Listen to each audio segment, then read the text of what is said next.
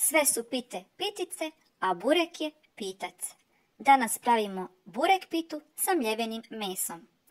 Za pripremu jufke vam je potrebno brašno tip 500 ili 550, pola ili cijela čajna kašičica soli, ovisno koliko jufku želite da napravite. Zatim mlaka, ne vruća voda kojom mijesite brašno i so.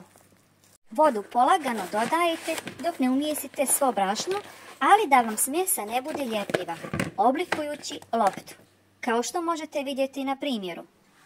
Ostavite tijesto da odstoji pola sata do sat na sobnoj temperaturi.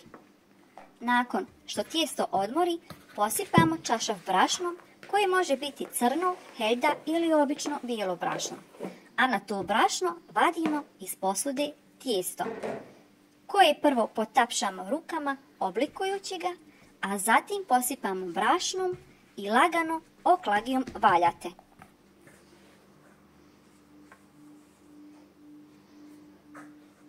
Oklagijom oblikujete veći jednak krug, kao na primjeru. A da vam se oklagija ne bi lijepila, posipajte brašno u potrebi gdje to primijetite. Postupak ponavljate dok ne rastanjite jufku. Drugi način za razvlačenje je da stavite oklagiju na tijesto, prebacite jedan kraj jufke i rolate. Bit je da oklagijom što više tijesto rastanjite. Treći način je da stavite oklagiju na sredinu jufke, prebacite drugu polovinu tijesta, dignete oklagiju u zrak i treskate jufku da se razvuče.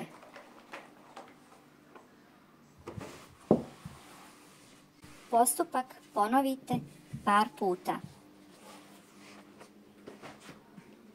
Na napola razvučenu jufku, koja kao što vidite još nije dovoljno tanka i baš se lijepo na njoj vide tragovi heldinog brašna.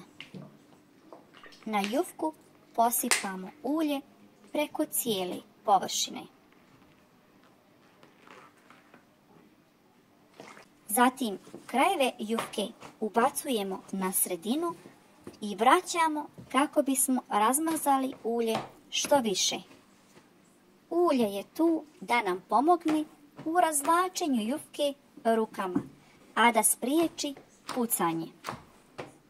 Ispod jufke ubacujemo dlan i jagodicama prstiju kao i dlanom lagano povlačeći ruku razvlačimo jufku. Postupak razvlačenja jufke ponavljamo kretajući se oko cijele jufke razvlačeći rukama. Za prvi puta možda vam izgleda teško i komplikovano, ali vjerujte da nije i zato vam objašnjavamo korak po korak. Jufka treba da je tanka kao papir.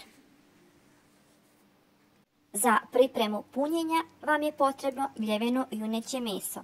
Količinu odredite u skladu sa veličinom jufke. Kod nas je to 500 grama.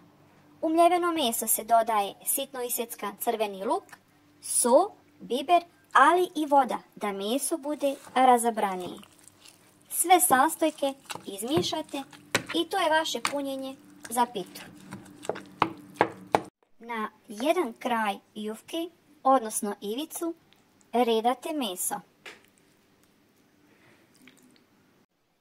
Rasporedite smjesu ravnomjerno dužinom cijele jufke. Zatim kraj jufke prebacite preko mesa i rolate. Rolate bar 2 ili 3 puta. Evo ovako, da se meso ne vidi kroz jufku. Zarolani dio od ostatka jufke odvajamo sjekući nožem. Ne pritiskati prejako, da ne bi presjekli i čašak. Od odsječenog zarolanog dijela pravimo zvrkove, motajući ih u veličinu koju god vi želite. Srednji, mali, veliki, nebitno. Zadebljane krajeve možete odsjeći nožem, no ja ih volim jesti i kod mene ostaju.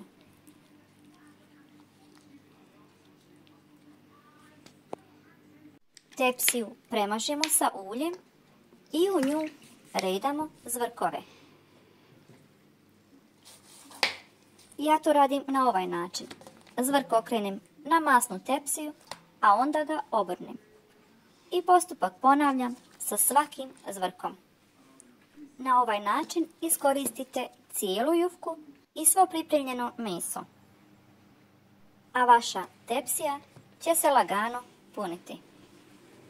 Tepsiju stavljamo u prethodno zagrijanu pećnicu 250 stepeni.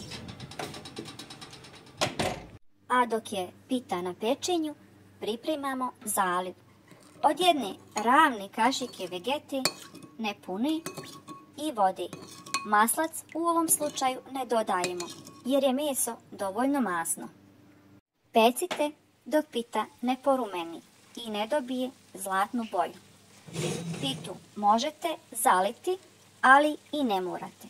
Ali evo postupak na koji mi to radimo. Kada je pita pečena, zalijemo sa pripremljenom smjesom i vratimo u rernu još 5 minuta. Pitu vraćamo u rernu da bi upila tekućinu i dala mekoću. Nakon 5 minuta pitu vadimo iz rerne. Voljela bi da ste sada uz nas, da osjetite taj miris koji naravno preko kamere ne možete. Ali pogledajte kako to lijepo izgleda. Prijatno. I pišite nam da li smo vam pomogli u pripremi vaše pite.